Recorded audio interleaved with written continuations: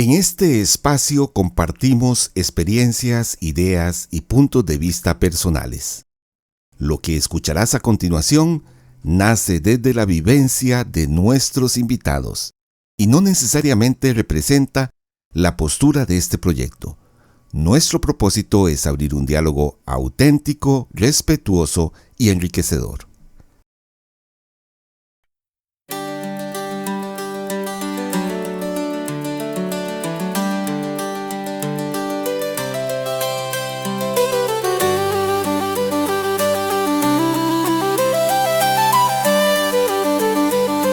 Bienvenidos al primer podcast de Sentihuellas. Les saluda Carlos González.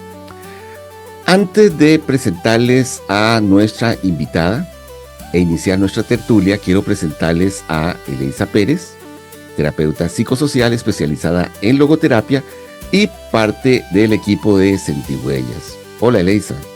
Hola, muy buenos días a todos.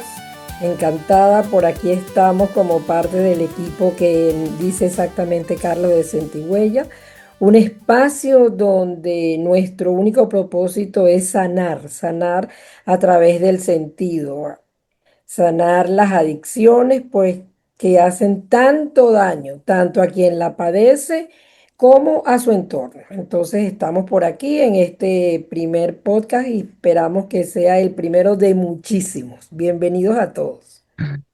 Gracias, Eleisa. Y bueno, hoy vamos a explorar una figura que ha cambiado la manera en que muchas personas enfrentan el sufrimiento, el doctor Viktor Frankl, que fue un psiquiatra sobreviviente del Holocausto y el creador de la logoterapia, que es una forma de psicoterapia centrada en el sentido de la vida y que es con la que trabajamos fundamentalmente en Sentihuellas.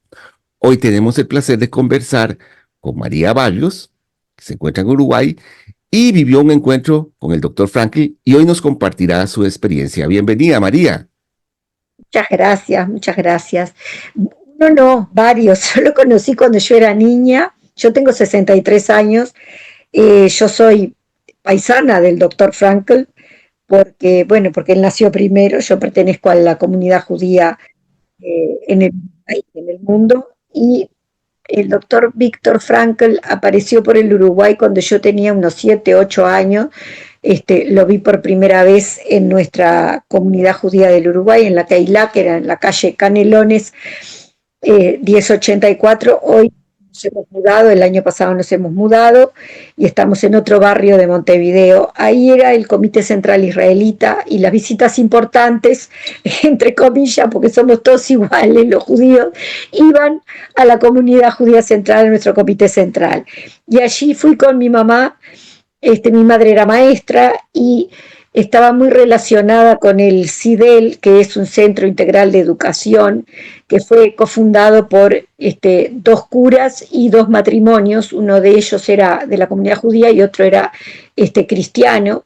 Y ahí surgió ese instituto, que es un instituto terciario hoy, una universidad terciaria en el Uruguay. Estamos hablando cuando yo tenía 2 años, en 1965, o sea que pasó mucho tiempo, mucha agua bajo el puente, y el doctor Frankl impartió cursos de logoterapia en el CIDEL varias veces, y ahora se enseña logoterapia en el CIDEL con gente que estudió con él.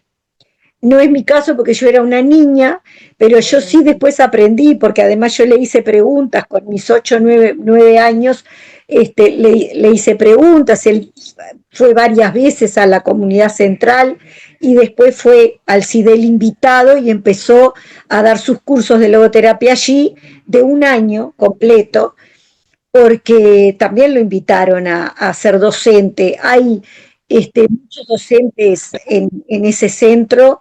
Algunos son curas, otros son cristianos, otros son judíos, otros son ateos, otros son lo que son. Él hizo mucho por las personas que estaban como él en Auschwitz. Él quiso vivir. Lo primero que se planteó Víctor en aquel encierro y en aquellas condiciones infrahumanas es que él quería vivir. Como él quería vivir, inventó la logoterapia. Él era médico y con sus estudios curriculares se le ocurrió, además de trabajar con sus emociones, él perdió absolutamente a toda la familia. Su esposa también murió en el campo de concentración. Para él era su hilo conductor a la vida, su hilo rojo era su esposa. Cuando él la perdió, tuvo que esforzarse mucho para poder salir adelante. Y entonces se le ocurrió que había que tener un objetivo en la vida. Y el objetivo de él fue acompañar a los que no querían vivir y darles una inyección de vida y decirles que había algo más allá de los alambres del campo de concentración.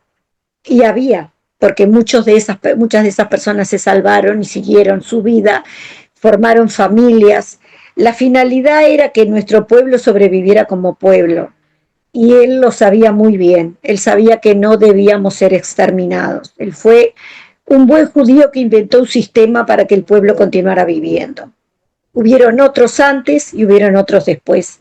Él fue uno más. Yo no quiero que tengamos la figura de Víctor como un héroe. Bueno, puede ser que haya sido un héroe, sí, pero hay muchos en nuestro pueblo judío. Pero también nuestra educación es una educación para campeones, es una educación para sobrevivientes, para gente que le gusta vivir y que disfruta la vida. Él recibió esa educación y le transmitió a los que tenían menos fuerza, les recordó que todos tenemos esa educación. La filosofía de vida judía, que nada tiene que ver con la religión, es una filosofía de no solo sobrevivir, sino vivir y disfrutar la vida. Es mi filosofía de vida. Yo con 8 años le preguntaba a él por qué había inventado eso y qué quería hacer cuando había inventado eso en el campo de concentración. Y él me contestó muy bien. Él me contestó lo que yo les acabo de decir con mis palabras. Él quería vivir y quería que otros vivieran, porque tenía un concepto de pueblo, un concepto de etnia. Nosotros somos una etnia más allá de un pueblo, porque nacemos en cualquier parte del mundo, tenemos una casa, tenemos un país. Eso tampoco viene al caso. Lo que les quiero transmitir es que él, como ciudadano de nuestro pueblo, lo que hizo fue seguir su corazón y hacer algo que no sabía que era tan importante cuando lo hizo. Él lo que quería era ayudar a otros y ayudarse primero a sí mismo a vivir. Y su movimiento, su logoterapia llegó a todas partes del mundo. Él estuvo hablando en Suiza en sus últimos años de vida, en un congreso. Él estuvo hablando muchas veces en los aniversarios luctuosos de nuestro holocausto. Él no quiso politizar ni hablar de guerra, ni hablar ni siquiera de sociedad. Él quiso hablar de paz y quiso hablar de unión y quiso hablar de pueblo. Él hizo algo muy importante. Le digo, yo como perteneciente a su mismo pueblo lo sé, y por eso hoy les vengo a decir como persona, no importan los títulos que yo tenga, lo que yo haya estudiado, y yo después estudié logoterapia por mi cuenta y también en el CIDEL, y también me llamaron para dar charlas, porque yo soy de las pocas personas que lo conoció cuando era una niña, porque a esa charla que me llevó mi mamá no fueron otros niños, yo fui la única niña que asistió ahí. Y yo Perdona que te interrumpa, María, pero justamente ese es lo valioso que nosotros queremos transmitir en este podcast, a que tú nos digas todo lo que hemos estudiado logoterapia y los que tenemos conocimientos de logoterapia. Sabemos la parte, por decir la parte profesional. Y nosotros lo que quisiéramos es que tú nos transmitas esa parte personal de Víctor, que lo viviste así, y más desde niña, que los niños no mienten, los niños sienten esa calidad humana, y eso es lo que quisiera que tú nos transmitieras desde esa niñita que sintió a ese hombre, a esa figura, que oye, ese es un privilegio que todos estudiamos, leemos y todo, pero esa calidad humana quisiera que tú nos dieras algo, tu punto de vista desde ese compartir. Bueno, él era una persona muy cálida, era un hombre muy flaquito, había quedado más flaquito y más endeble, no tenía mala salud porque él se recuperó bien del campo de concentración y él me daba la mano, como yo era chiquitita y yo era flaquita también, porque yo soy también endeble, de precaria salud.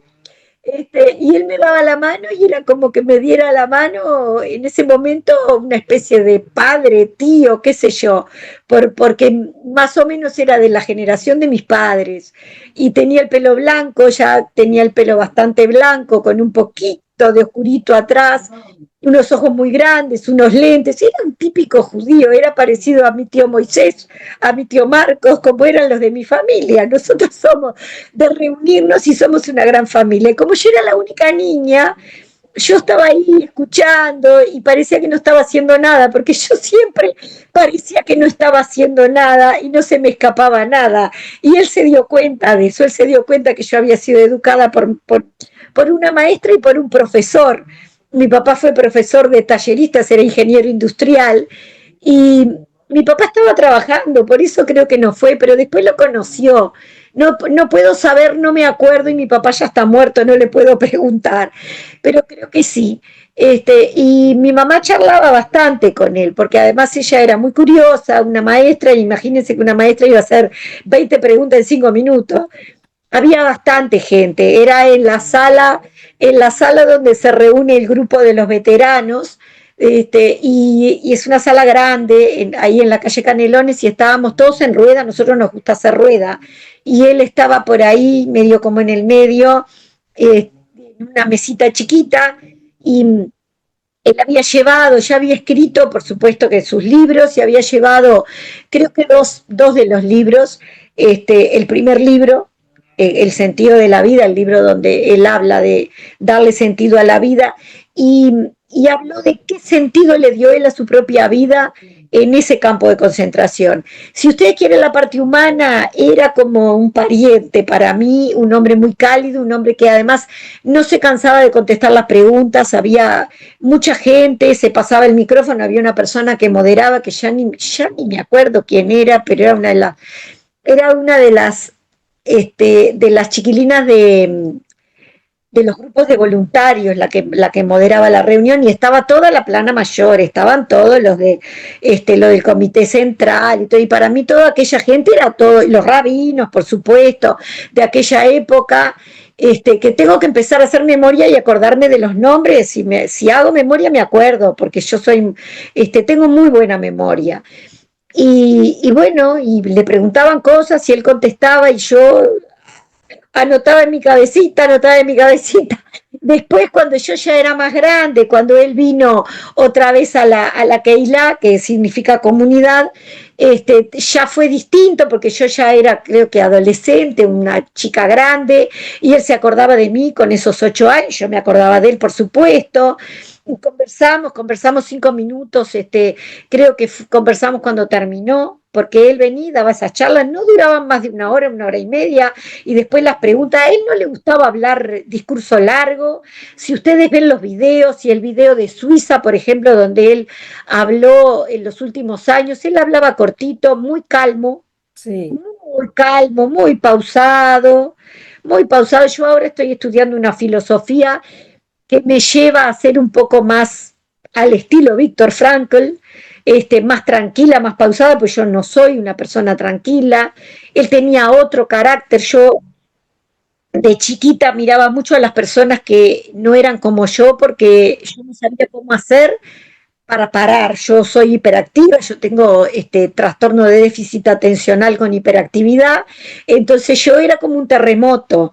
Imagínense una niña entre 100 y pico de personas, adultas y adultas mayores. Sí que habían jóvenes, pero mi mamá me llevó sin pedir permiso a nadie, porque además no tenía que pedir. Para Ah, entrar a nuestra casa y a nuestra familia no había que pedir permiso. claro, y él cuando iba a esas reuniones, María, su función era qué, era transmitirles a ustedes su sentimiento o qué era lo básico que ustedes tenían allí.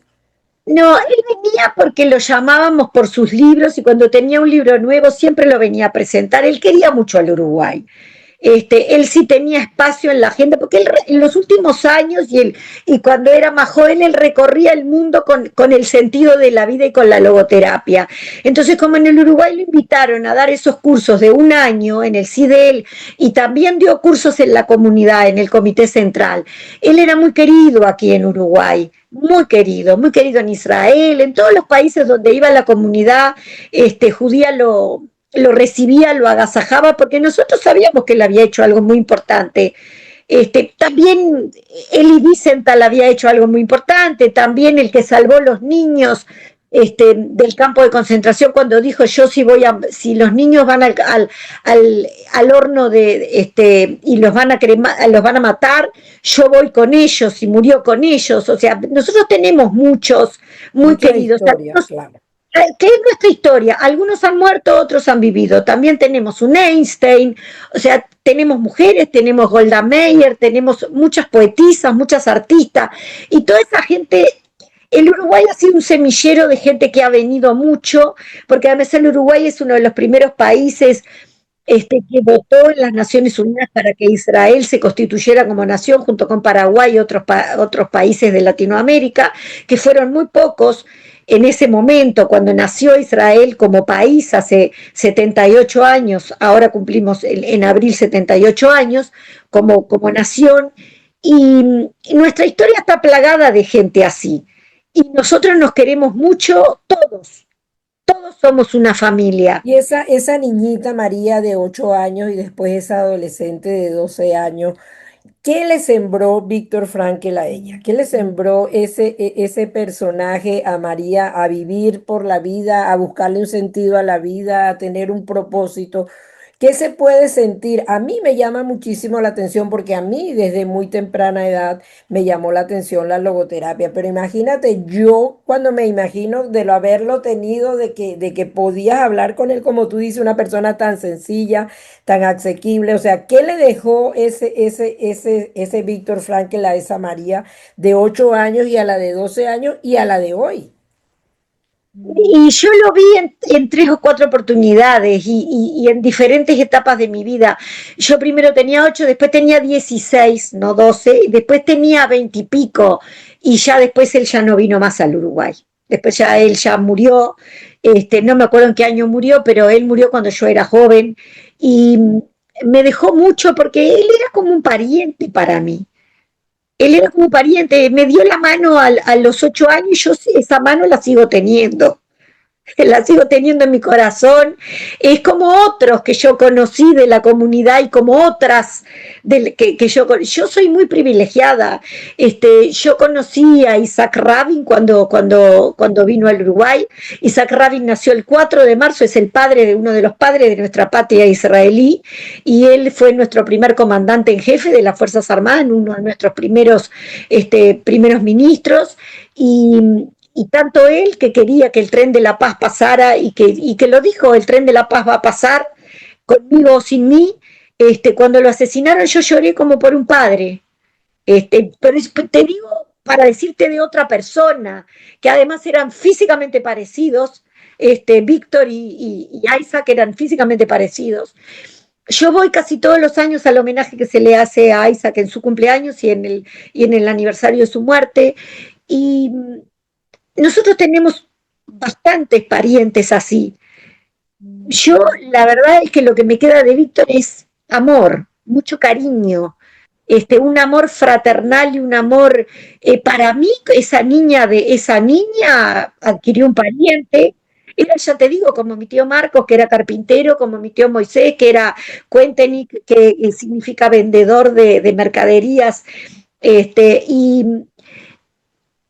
era una persona, yo no sé cómo transmitirles, era como nosotros, él era como nosotros. Vos hablabas con él como yo puedo hablar con Carlito, que es cálido y que es amoroso, como contigo, que estás preguntando, de que ustedes saben la parte profesional. Bueno, la parte personal era muy parecida, era simplemente que era más cariñoso, porque él escribió en sus libros lo que él era, su reflejo. Digo, había gente que era casi cadáver en ese campo de concentración y él les dio una inyección de vida y esa gente vivió. Otra Ujú. murió, pero él no se...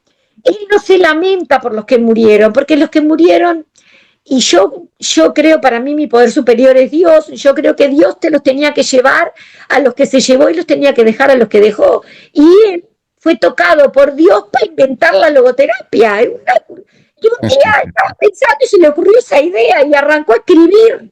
El hombre era muy inteligente, había estudiado medicina y tenía las herramientas para inventar aquello. Lo inventó y atrás de eso pasaron muchas cosas. Yo, ¿qué otro ejemplo les puedo poner? Jesús inventó, era un filósofo, y para mí era un hijo de Dios, no el hijo de Dios. Yo le festejo el cumpleaños todos los años, con muchísimo gusto. Yo tengo muchos amigos que son cristianos. Y Jesús era un judío más para mí, un filósofo, otro iniciador de un movimiento que ya lleva 7.000 y pico, o sea, 7.000 y pico de años lleva el pueblo judío y 2026 años lleva lo que inició Jesús. Entonces, Vieras, María, disculpa, estaba pensando acerca de lo que decías del amor del doctor Víctor Frankl. Es que eso, vieras cómo me impacta, porque pese a que pasó esa situación tan terrible que describe en detalle en El hombre en busca de sentido, ¿verdad? Es su libro más conocido, no es el único, que es estremecedor.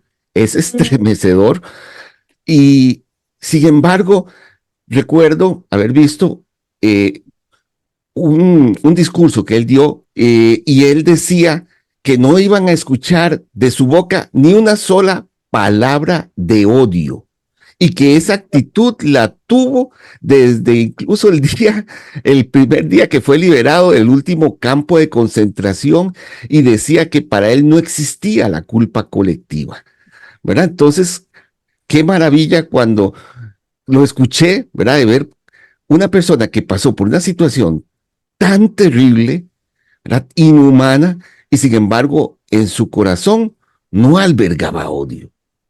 no, yo nací sin saber odiar y me conservo después de 63 años sin saber odiar. Yo creo que él ha tenido influencia en mí en ese sentido. Ahora yo ya nací así, sin saber odiar. He sido muy resentida, he tenido mucha rabia, mucha ira. A mí me lleva, me vuela la bata con la injusticia. Yo soy muy parecida a Víctor. Tal vez esa niña de 8 años tenía muchas cosas con ese hombre, por eso ese hombre me dio la mano y me habló ese día con mucho cariño. Él no sabía odiar y yo creo como él que la culpa colectiva no existe. El pueblo alemán era ignorante de muchas cosas y los que eran responsables eran algunas personas de ese pueblo. Y algunas personas austrohúngaras o austríacas o polacas, digo, hubieron muchos traidores dentro de nuestro propio pueblo. Esas personas sí fueron responsables y debieron ser castigadas. Por algo existieron los juicios de Nuremberg, que bueno, que la gente piensa, algunas personas piensan que no alcanzó. Yo creo que fue fantástico poder enjuiciar a los asesinos y poder decirles que nosotros no íbamos a permitir más violencia y que yo no creo en los linchamientos y en los ajusticiamientos. Yo sé que las masas y las culpas colectivas son muy peligrosas para un lado y para otro. La justicia por la propia mano también es muy peligrosa porque creo que lleva al desborde. Él no creía en eso, yo adhiero a esa posición porque yo creo que el odio engendra más odio, la violencia engendra más violencia. Nosotros hemos sobrevivido como pueblo porque pensamos así. Ahora tampoco somos tontos y aprendimos a defendernos, porque por algo nunca pudieron aniquilarnos como pueblo. No estoy hablando de política ni de sociedad, nada, estoy hablando con la idea de Víctor de que hay un objetivo en la vida y el objetivo no es el odio, el objetivo es el amor. En la finalidad última de Víctor era repartir amor, yo creo que era esa. Tener un sentido inmediato a la vida porque había que salir del campo y había que vivir, había que sobrevivir, vivir y después ser productivo, encontrarle una vuelta a tu vida, porque no salís de una situación así para hacer nada o para ser nadie, para sentarte en tu casa así a mirar la tele. O sea, nosotros somos productivos, somos un pueblo que cada uno tiene un rol y que producimos y que educamos niños en valores y que cuidamos ancianos que han trabajado toda la vida y que los que tienen que ir a la guerra y los que hemos vivido en Israel en tiempo de guerra, como yo, que viví 1 año y medio, tenemos cada uno nuestro rol, cada uno nuestro granito de arena para que el pueblo viva, no solo sobreviva, sino que viva y se desarrolle. Por algo Israel es una de las naciones más pujantes y que más investiga en el mundo. Los que son prejuiciosos y los que siguen siendo nazis y que son antisemitas gozan de nuestra tecnología. No hay una sola persona que no tenga una lamparita, que no tenga un aparato electrodoméstico, que no tenga una tecnología de apoyo a la discapacidad que no sea israelí. Hasta los que más no son la están utilizando y nosotros se la brindamos porque nosotros no odiamos, solo nos defendemos. Y eso es lo que enseñaba el doctor Viktor Frankl, exactamente, ¿verdad? Claro. En su libro siempre habla de amor, de armonía, y a mí me ha impactado muchísimo, sobre todo su obra más conocida, ¿verdad? Que no es la única, El hombre en busca de sentido. Entonces ver ese amor que él sentía, el no querer llenarse de ese odio, ¿verdad? Además, recuerdo haber visto en un documental donde él cuenta que fue a una actividad donde una señora le dijo, ¿por qué usted sigue escribiendo sus libros en alemán? Usted debería escribirlos en inglés por el resentimiento, ¿verdad? Y dice que él en cierto momento entró a la cocina de esta señora y entonces la llamó y le dijo, señora, ¿pero por qué usted tiene cuchillos en su cocina? Mucha gente ha muerto por cuchillos, ¿por qué usted tiene cuchillos? Entonces es maravilloso eso.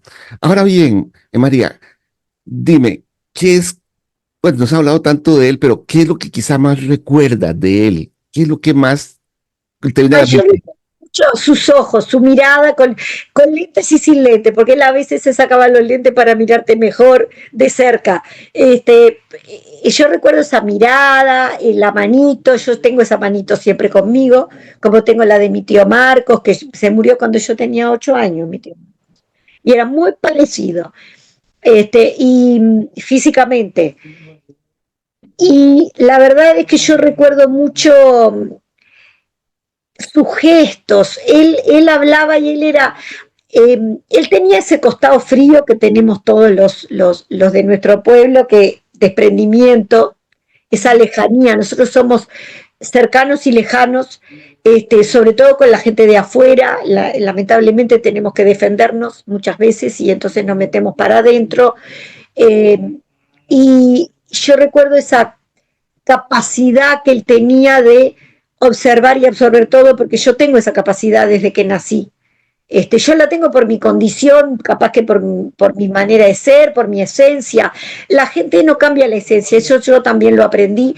Yo después estudié todos sus libros, no solo El hombre en busca de sentido, los estudié, y también El hombre en busca de sentido es uno de los libros que estudiamos en la carrera de orientación familiar que yo hice en el CIDEL. Yo soy orientadora familiar egresada de ahí, estudié 4 años esa licenciatura y nosotros estudiamos logoterapia, estudiamos psicología y estudiamos varias corrientes y una de ellas es la logoterapia. También estudiamos a Freud, otro judío que el padre del psicoanálisis, y estudiamos a Jung, uno de sus alumnos, y estudiamos a Klein. Bueno, la verdad es que la mayoría de los judíos del siglo XVIII, XIX, XX y ahora en el XXI han estudiado mucho la mente humana y han inventado cosas en la parte de la psicología. Hay mucho aporte judío, mucho aporte. Claro. Sí, hay... Disculpa que te moleste, que te interrumpa. Fíjate, porque es que me llama la atención. Si no te interrumpo, se me va el hilo. Cuando hablamos de sentido y de todo lo maravilloso que tú nos estás contando, cuando él estaba que es algo que inclusive es algo personal, cuando él estaba en los campos de concentración, por supuesto, su sentido y su propósito era sobrevivir a esos campos y salir. Pero ya cuando él está afuera, ya cuando pasa todo eso, ya cuando él es el genio de la logoterapia, en ese momento cuando él les transmitía a ustedes, ¿qué era? ¿Cómo les transmitía él a ustedes? ¿Qué sentido ya tenía la vida de aquí en adelante? Cuando él salió, él estaba completamente solo, Elisa, no tenía a nadie, no tenía un solo ser humano familiar de él que hubiera sobrevivido. Él fue el único. Y él no fue el único caso así. Entonces, él que hizo, se volcó a la comunidad. Su familia fuimos nosotros. Y él se volcó a recorrer. Él después hizo otra familia. En lo personal, él empezó a adquirir parientes en nosotros y después hizo su familia. Él fue un hombre maravilloso. Pero yo le integró a la comunidad como su familia. Pero a mí me pasó eso, yo quedé huérfana también, mis padres murieron y mi familia es mi comunidad. Mi madre me adoptó, mi madre, que la que me adoptó no es de la comunidad, es negra como la noche. O sea, yo soy una cosa muy rara y mi madre es asimilada, mi madre también está muy cerca de la comunidad judía. Ella no es judía y ella conserva su creencia religiosa personal. Igualmente se crió entre judíos porque su mejor amiga era judía, también falleció, era alemana, Teresita era alemana, fueron compañeras de escuela. Exacto, entonces su sentido de vida fue crear esa comunidad, fue dar, fue transmitir. No crear, la comunidad ya estaba, nosotros estamos desde hace integrarse, o sea, tomarla como de él. Tomarla, claro, porque para todos es nuestra. O sea, yo no sé cómo transmitirte, nosotros somos una familia. No importa en dónde hayas nacido y a dónde vayas. Yo mañana me voy a Alemania, yo el año que viene, yo tengo un hermano adoptivo que es judío alemán. Y él cree en Jesús, pero él es judío. O sea, sin el pero. Porque hay muchos judíos que creen en Jesús como hijo, que ya llegó el Mesías, nosotros no creemos. O sea, los judíos tradicionalistas y los judíos ortodoxos, hay cinco corrientes en el judaísmo religiosas, pero yo no te quiero entreverar. Vamos a poner, hay judíos que creen que Jesús es el Mesías que llegó y otros que no, que creemos que es un filósofo, un judío más. Mi hermano cree que él es de la iglesia evangélica alemana. Que cree en Jesús como hijo de Dios y sigue siendo judío. Hay muchos judíos en esa iglesia y en otras iglesias. En Israel nosotros creemos que no ha llegado el Mesías y el Estado no es laico. El Estado en Israel es como el Estado argentino, que no es laico. Es religioso. Los jueces de paz en Israel te casan el rabino es el juez de paz. Nosotros nos regimos por ese Antiguo Testamento. Esa es nuestra ley, la halajá. Okay. Entonces, ¿él qué hizo? Él se integró a su comunidad más aún de lo que estaba integrado. Él venía de una familia que ya estaba integrada. Claro. Antes de caer en el campo de concentración. Por algo los exterminaron a todos. Él estaba casado por la jupá con su esposa. Inclusive tengo entendido que estaba embarazada. Sí, murió embarazada. Fue asesinada embarazada. Se dicen muchas cosas, se dicen que estaba de varios meses, era un embarazo incipiente. En realidad hay mucha creencia, mucha cosa. Él siempre habló de que asesinaron a su esposa, nunca habló de que asesinaron a una esposa embarazada. Pero se dice que ella estaba embarazada, tampoco nadie le andaba preguntando. Esa pregunta yo con 8 años no se la hice. Yo lo único que le dije fue, cuando yo ya había perdido a mis padres, cuando yo tenía 26 años, cuando él volvió la última vez, yo le dije, yo estoy igual que vos, yo quedé huérfana, mi mamá murió, mi papá está enfermo, tengo una madre adoptiva. Le empecé a explicar mi situación en ese momento. Y me dijo, lo único que me dijo fue que quería conocer a mi mamá adoptiva y no pudo porque no llegamos. Porque mi mamá no estaba en ese momento, había ido yo sola. Mi mamá iba a algunas cosas de la comunidad judía, la dejaban entrar porque presentaba el documento de identidad, la cédula de identidad, y era mi mamá. no era judía y los chicos de la puerta ya sabían, es la madre de María José, que pase, y abrían las puertas.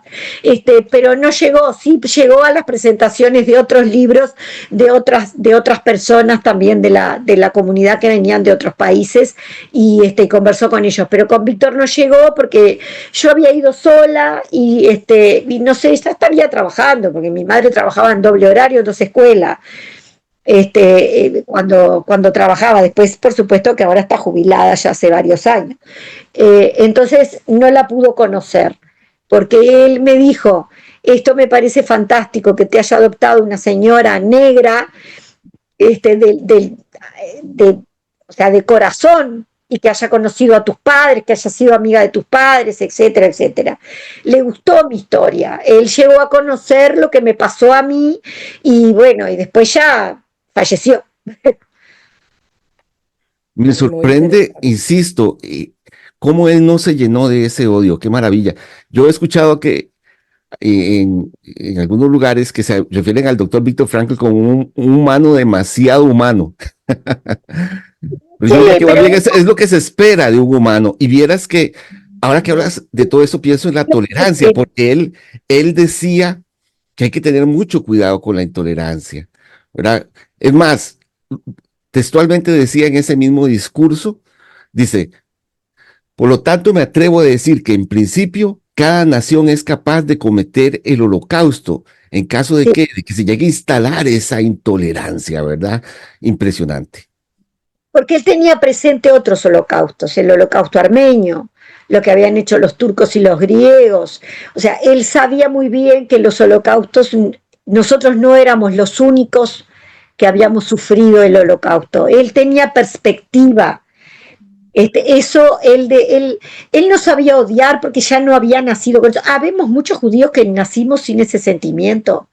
Lo que pasa es que tenemos una fama, somos el demonio bajado a la tierra, nosotros somos los malos para una cantidad de gente. O sea, la propaganda en contra existe y hay mucha gente que cree. Por eso él decía que la intolerancia y la ignorancia van de la mano y son el cáncer más grande de la humanidad. Yo lo estoy poniendo con mis palabras, él no lo decía así, pero el sentido era ese, porque tú manejas a un pueblo ignorante, son ovejas que van al matadero. La educación, la salud, la vivienda, los derechos fundamentales de los pueblos, que no existe en Israel una persona que carezca de vivienda, de salud, de abrigo, de educación. Nosotros tenemos eso gratuito. Yo viví un año y medio y a mí me lo dieron gratuito. A nadie le falta comida, techo, educación. Y si tú quieres estudiar, el Estado te paga la educación. Por supuesto que es privada la educación, pero te becan, te dan la posibilidad. Yo estudié en Israel gratuitamente, yo estudié aquí en el Uruguay becado por la colectividad. O sea, yo tengo una mente privilegiada, sí, porque soy emocionalmente retrasada y racionalmente adelantada. Mi cerebro funciona raro. O sea, yo tengo un cociente intelectual superior. Yo hablaba con Víctor de igual a igual, porque él era una persona que racionalmente era un genio, emocionalmente también, porque él había tenido esa prueba de fuego que había sido el campo de concentración de Auschwitz, y él era un hombre tranquilo, calmo, era un hombre que sí que era un humano, no sé si demasiado humano, porque los humanos tenemos que ser eso. Exacto. ¿Cuál es Esa era mi pregunta, su parte humana, que eso es ah, lo que a nosotros nos llama la atención y nos parece tan maravilloso poderte entrevistar, esa parte humana de él que nos conmueve porque decididamente él lo transmite, porque eso se transmite, se siente cuando tú lees cualquier documento de él, cuando tú ves cualquier entrevista, pero por supuesto el privilegio de tenerlo al lado no puede ser igual. Esa, ese, ese, ese sentir. Él después, al final de sus años, ¿en dónde vivió, María? En Suiza, vivió en Suiza, yo no me acuerdo dónde falleció, él vivió en Estados Unidos, creo que se nacionalizó norteamericano, ahora no me acuerdo, tendría que revisar alguna biografía. Lo que yo conozco bien son sus pasos en el Uruguay y esos discursos en Suiza que fueron muy importantes para nuestra comunidad, porque él hizo cosas que no se daba cuenta que estaba marcando la historia de nuestro pueblo también, como otros antes y después. Y ahora hay otros que están marcando la historia de nuestro pueblo, porque ahora otra vez estamos en guerra y otra vez estamos teniendo que defendernos, y es un sin vivir y un nunca terminar, porque yo digo que ¿por qué no se termina? No se termina. Pero tú nunca sentiste, María, odio en su corazón por tanto, tanto padecimiento en esos campos de concentración. Yo nunca sentí odio en su corazón y yo nunca sentí yo odio en mi corazón. Yo soy tercera generación después del Holocausto. Yo casi no tengo familia porque han muerto muchos en Auschwitz, en Treblinka, en los campos de concentración en Polonia. Mi abuelo vino a los 12 años, mi abuelo Joseph llegó a los 12 años, no tenía a nadie, igual que Víctor. Él quedó absolutamente solo. Fue el único sobreviviente de ese Holocausto en Polonia. Así que yo sé de Imagínate. qué estoy hablando. Yo Ujú. te hablo de primera mano, de Y bueno, primera vieras mano. que yo lo he escuchado en muchas entrevistas, y me parece tan simpático, tan Ay, agradable, tan divertido y hasta pícaro, diría en algunas ocasiones. sí, muy pícaro, sí, sí, sí. No te digo como mi tío Marcos, que en paz descanse, y como mi tío Moisés, que mi tío Moisés vivió. Mi tío Moisés vivió un poco más que mi tío Marcos, murió en Israel en el hospital Monte Sinaí, mi tío Moisés. El marido de la menor de las hermanas de mi abuela, que eran 5. Y no, no, era muy simpático, muy simpático. Tenía un humor como tienen los Ashkenazí, como tienen todos los judíos del centro de Europa. Nosotros somos de Polonia y él era por ahí cerca, de Alemania. Él era un hombre muy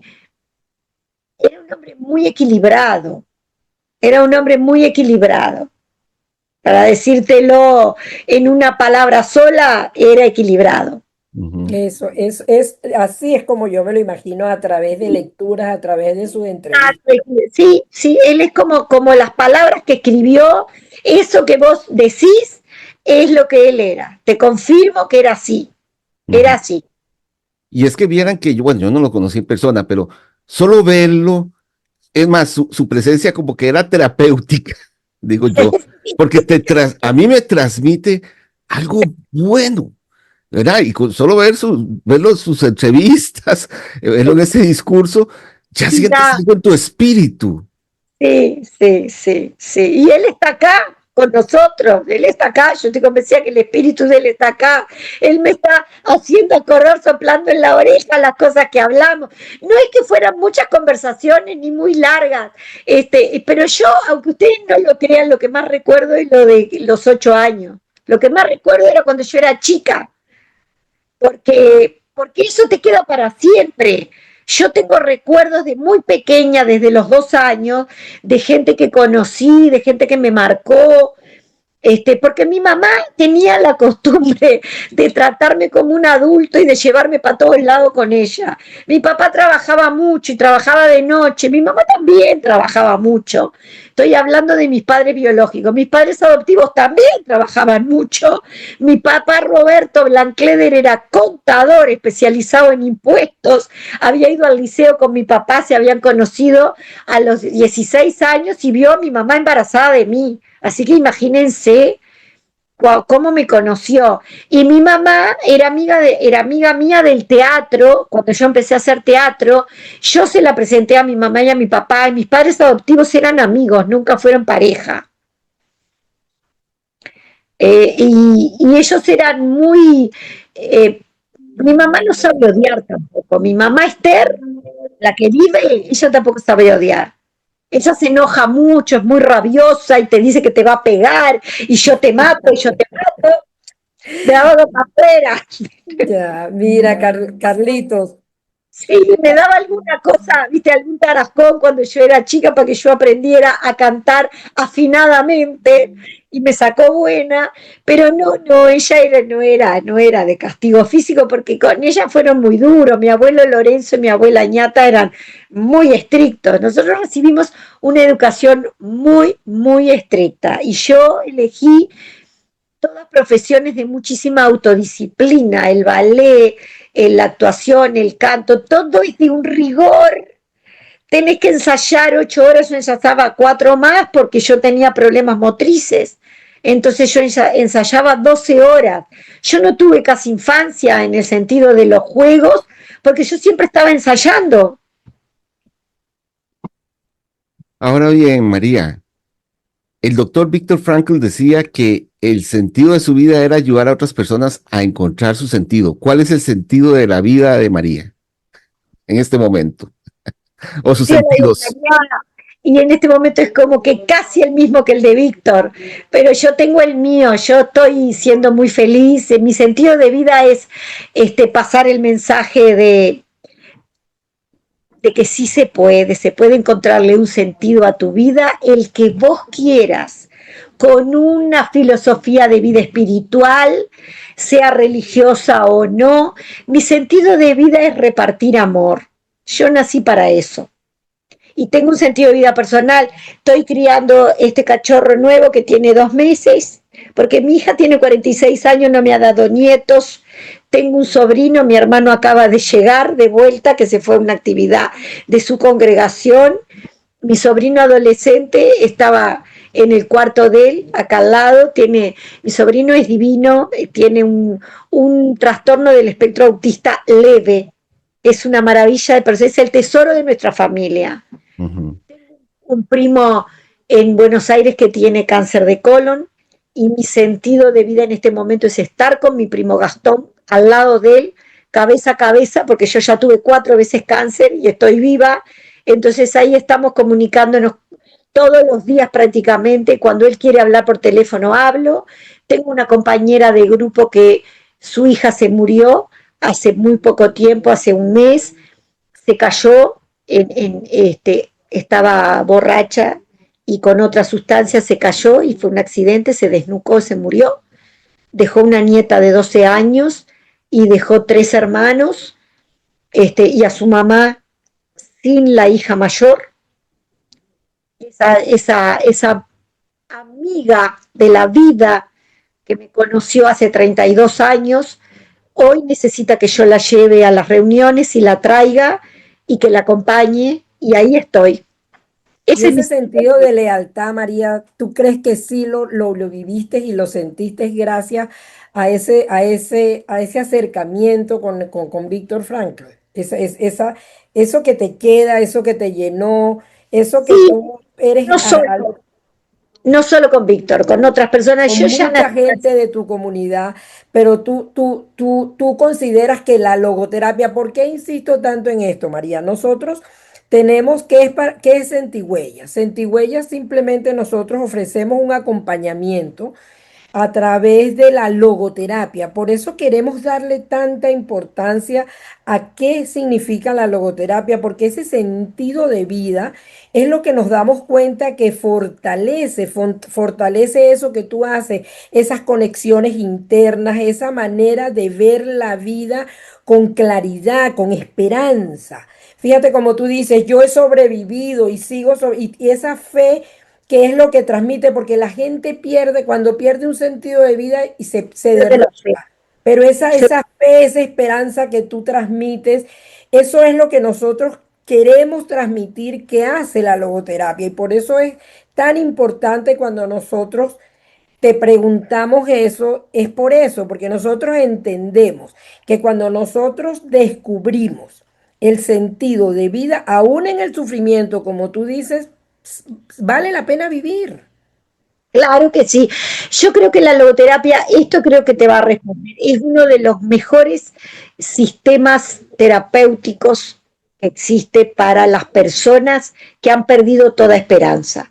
Otros Exacto. sistemas no funcionan. ¿Por qué? El psicoanálisis es muy largo, muy profundo y escarba en el pasado, no sirve para la persona que ha perdido toda esperanza. El conductismo sirve para personas que necesitan encarar un tema puntual como la pérdida de un trabajo, la pérdida de un amor. La logoterapia sirve para la pérdida de un hijo, para la pérdida del sentido de la vida personal, para algo como lo que pasó en los campos. Hay otras cosas que existen que dejan a un ser humano totalmente devastado y sin ganas de vivir, con ganas de morir y con ganas de morir y de ahí me echo a morir. No tiene por qué querer suicidarse, sino que ya no quiero más vivir. Entonces ahí la logoterapia rescata. Si la persona tiene un hilito, pero tiene ese pequeño hilo rojo que lo conecta con la vida, ahí agarra la logoterapia y es para mí el mejor sistema para sacar a la gente de la última oportunidad. O sea, tanto de la pérdida de la esperanza y para los adictos es una gran herramienta. Sí, porque acuérdate que nos dicen siempre, nos dicen en logoterapia que esa parte espiritual no se pierde. Entonces eso es justamente lo que nosotros queremos transmitirle a la gente en nuestra misión. Y fíjate, la prueba más clara es lo que tú nos estás transmitiendo, porque no sea solamente de lo que nosotros decimos, sino que es algo que se puede palpar, que se puede sentir contigo, con muchísima gente. Entonces, por mi parte, muchísimas gracias, María.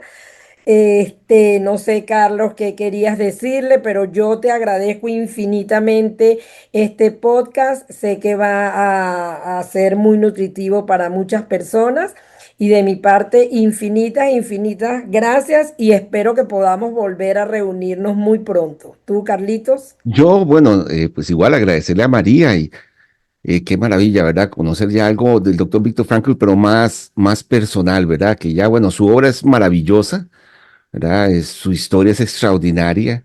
Es solo hecho de vivir esa situación tan difícil que le ayudó yo pienso, a afinar la logoterapia, ¿verdad? Ese experimento crucis, ese experimento al extremo, ¿verdad? Que no fue que se sometió voluntariamente, fueron situaciones que se dieron, pero derivado de todo ese dolor, cuánto beneficio no ha traído al mundo. Yo nada más pues le pediría un último y breve mensaje a María para las personas que nos están escuchando. Bueno, yo decirle a las personas que están escuchando que se acerquen a Sentihuellas, que compartan lo que les pasa, que pidan una entrevista, no sé cómo funcionan ustedes, pero que pidan una entrevista, que hablen con ustedes y que arranquen con la logoterapia, porque aunque crean que están ahí en el último escalón y que cayendo para el infierno, para la locura, para la muerte, la desolación y la miseria, hay con Sentihuellas una esperanza de recuperar la vida y de rescatarse, porque nadie se rescata solo y nadie se rescata sin querer rescatarse. Mi mensaje es ese. Si vos querés vivir, andate a Sentihuellas que te ayudan, te dan la manito, como daba Víctor la manito, y te sacan para arriba. De ahí para arriba al sol. Muchísimas gracias, María. Gracias. Qué bien, qué auténtica eres. Te felicito, María. Lo disfrutamos mucho y esta, bueno, es la primera mucho, esperemos que esperamos la de gente varias. igual. Nos vemos cuando ustedes quieran, combinamos. Sí. Me voy que tengo que cocinar, que tengo las dos fieras ahí, que me parece que mi hermano... Bueno, María, María, nos dicen las redes de Sentihuellas y todo esto, Carlito, por favor. Sí, no, muchísimas gracias, María, y a la querida audiencia. Les recordamos que si tiene alguna consulta o necesita ayuda, nos pueden encontrar en Facebook, Instagram, TikTok y YouTube como Sentihuellas. También pueden visitar nuestro sitio web www.sentihuellas.com y llamarnos o mandarnos un mensaje por WhatsApp al 64 26 73 33. Estamos en Costa Rica, el código de país de Costa Rica es 506. Y terminamos y les recordamos dejar huellas de sentido en el mundo, que creo que eso era lo que el doctor Víctor Frankl nos pedía. Gracias. Chao.